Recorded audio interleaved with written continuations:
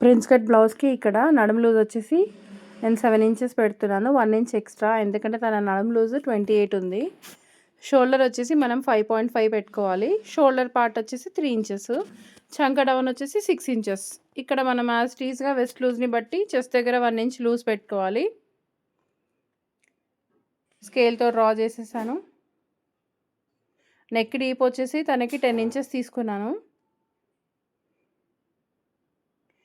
ఇది prince cut కదా, నేను ఫస్ట్ది, అందుకే ఇక్కడ 1.5 ఇంచ్ ఎక్స్ట్రా తీసుకుంటున్నాను. ఇది బ్యాక్ పార్ట్.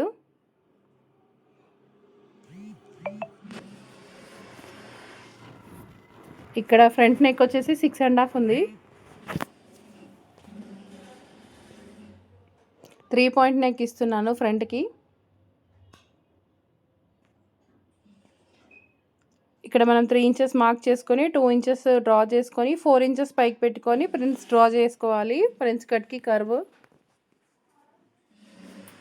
ఇక్కడ చిన్న కట్స్ ఇచ్చుకోవాలి. అక్కడ జాయింట్ కోసం మనం పర్టికులర్గా హ్యాండ్స్ వచ్చేసి బాహుబలి స్లీవ్స్ లాగా అనమాట, ఎందుకంటే పఫ్ స్లీవ్స్ కింద బార్డర్కి వచ్చేసి కట్ వర్క్ ఇవ్వమన్నారు.